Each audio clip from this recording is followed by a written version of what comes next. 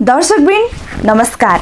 केन्द्रबिन्दुको यो विशेष प्रस्तुति कोरोना कहरमा यहाँहरूलाई स्वागत गर्न चाहन्छु। उपस्थित छु म सृजना राई। दर्शकवृन्द, विश्वभर महामारीको रूपमा फैलिएको कोरोना भाइरसको 9 महिना बितिसक्दा पनि भ्याक्सिन अनुसन्धानमै रहेको छ। धेरै भ्याक्सिनहरूको विभिन्न चरणमा परीक्षण चलिरहेको छ।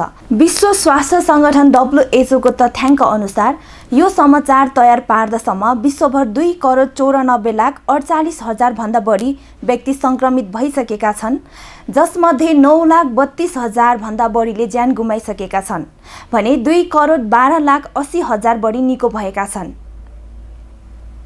कोरोना भाइरसलाई एक महामारीको रूपमा घोषणा गरेको 6 महिना पूरा भइसकेको छ। विश्व स्वास्थ्य संगठन WHO ले गत मार्चको 11 तारिकमा यसलाई एक महामारीको रूपमा घोषणा गरेको थियो।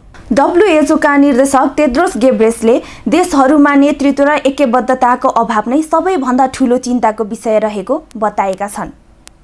उनले भनेका छन्, भाइरस हामी विभाजित भएको कारण बढी फैलिएको छ। यो भाइरस केवल सबैसँगै मिलेर पराजित गर्न सकिन्छ।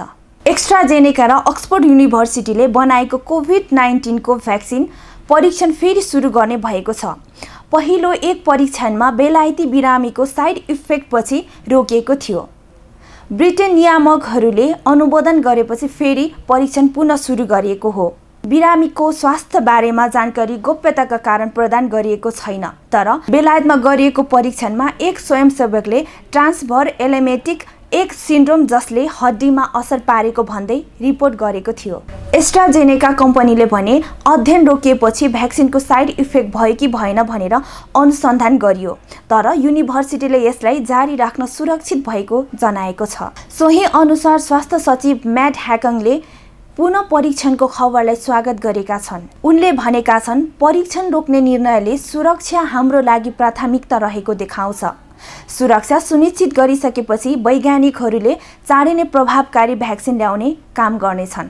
त्यस्तै भ्याक्सिन बनाउने विश्व इतिहासलाई निहाल्ने हो भने विश्वमा सबैभन्दा छिटो ग्लुलोपटी रोगको भ्याक्सिन पत्ता लागेको थियो, जुन भ्याक्सिन तयार पार्न वैज्ञानिकहरूले 4 वर्ष लगाएका थिए। तर कोरोना महामारी फैलिरहेको गति र यसले मानिसहरूको ज्यान लिइरहेको गतिलाई ध्यानमा राखेर यसको भ्याक्सिनको विकास ऐतिहासिक रूपमा द्रुत गतिमा भइरहेको छ। वर्तमानमा कोरोना महामारीको विरुद्ध संसारभरिका 23 वटा परियोजनाहरूमा काम भइरहेको छ, तर तीमध्ये केवल केही परीक्षणको मात्र तेस्रो अथवा अन्तिम चरणमा पुगेको छ। अहिलेसम्म कुनै पनि भ्याक्सिन पूर्ण रूपमा सफल भने भइसकेको छैन। Oxford covid vaccine.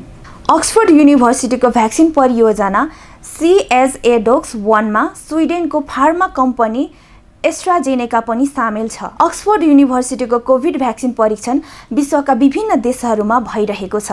मे महिनामा विश्व स्वास्थ्य संगठनका प्रमुख वैज्ञानिक सौम्या विश्वनाथले अक्सफोर्डको परियोजनालाई सबैभन्दा उन्नत कोभिड भ्याक्सिन रहेको बताएका छन्। यस भ्याक्सिन परियोजनाको पहिलो र दोस्रो चरणको परीक्षण अप्रिलमा इङ्ल्यान्डमा एकैसाथ पूरा भयो।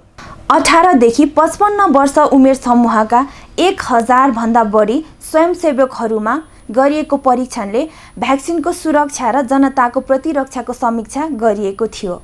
यो अक्सफोर्ड युनिभर्सिटी भ्याक्सिन परियोजना हाल परीक्षण र विकासको तेस्रो अथवा अन्तिम चरणमा पुगेको छ। अक्सफोर्ड कोभिड भ्याक्सिनको परीक्षणको अन्तिम चरणमा करिब 50,000 स्वयंसेवकहरू संलग्न हुने अपेक्षा गरिएको छ, जसमा बेलायत, अमेरिका, ब्राजिल र दक्षिण अफ्रिका जस्ता देशहरूले परीक्षणको लागि आफ्नो सहभागिता जनाइरहेका छन्।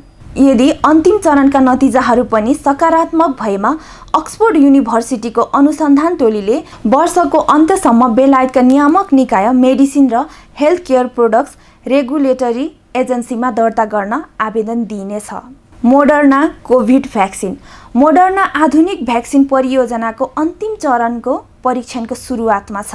मोडर्ना भ्याक्सिन परीक्षणको यस अन्तिम चरणमा 30,000 व्यक्तिमा परीक्षण गर्ने तयारी भइरहेको छ।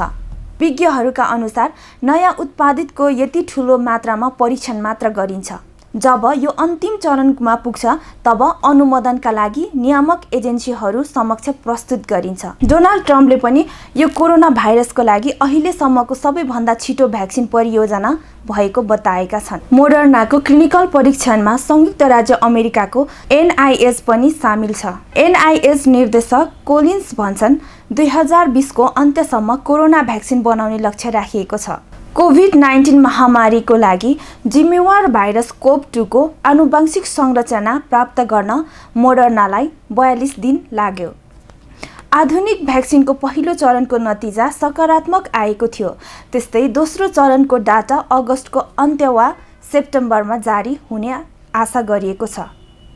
चीनको निजी फार्मा कम्पनी सिनोवाक बायोटेकले काम गरिरहेको कोभिड भ्याक्सिन परियोजना परीक्षणको तेस्रो अथवा अन्तिम चरणमा पुगेको छ। सरकारको अनुमोदन अघि भ्याक्सिन मानवमा परीक्षण गर्नुपर्छ।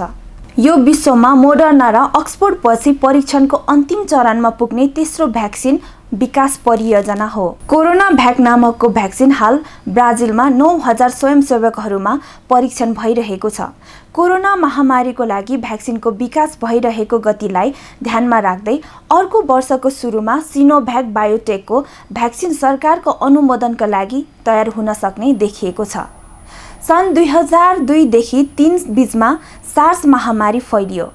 यस महामारीबाट विश्वभर 774 जना व्यक्ति मरेका थिए। सोही समयमा सिनोवाकले भ्याक्सिन परीक्षणको पहिलो चरण सुरु गरेको थियो, तर उक्त महामारी अचानक समाप्त भयो। यद्यपि भ्याक्सिन प्रोजेक्ट बन्द हुँदा कम्पनीले ठूलो नोक्सान भोग्नु परेको थियो। उक्त महामारी फैलिएको 17 वर्षपछि विश्वमा कोरोना महामारी फैलिएको छ।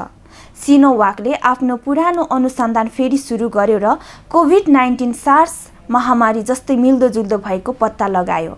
फाइजर र बायोनटेकको भ्याक्सिनहरू। अमेरिकी फार्मा कम्पनी फाइजर र German company BioNTech covid vaccine परियोजना BNT162b2 मा सँगै काम गरिरहेका छन्। यी दुई कम्पनीले संयुक्त बयान जारी गरी परियोजना मानिसमा परीक्षणको अन्तिम चरणमा पुगेको बताएका छन्। यदि यी परीक्षणहरू सफल भए अक्टोबरको अन्त्यसम्म ती भ्याक्सिनहरू सरकारी स्वीकृतिका लागि आवेदन दिन सक्षम हुनेछन्। कम्पनीले 2020 को अन्त्यसम्ममा 10 करोड भ्याक्सिन आपूर्ति गर्ने र 2021 को अन्त्यसम्म 1 अर्ब डोज निश्चित गर्ने योजना बनाएको छ। रोग प्रतिरोधात्मक क्षमता बढाउने दाबी गरिएको यो भ्याक्सिन 2 डोज दिइनेछ। हाल विश्वभर 120 ठाउँमा परीक्षणहरू भइरहेका छन्। यसमा 30,000 स्वयंसेवकहरू सम्मिलित हुने अपेक्षा गरिएको छ। संयुक्त राज्य सरकारले फाइजरसँग 10 करोड डोज खरिद गर्ने सम्झौता समेत गरिसकेको छ। उक्त सम्झौता अन्तर्गत 50 करोड डोज चाहिएको खण्डमा आपूर्ति गरिने पनि उल्लेख गरिएको छ। आजलाई केन्द्रबिन्दु विशेष रिपोर्ट यति नै। फेरि अर्को श्रृङ्खलाका साथ उपस्थित हुने नै छु। नमस्कार।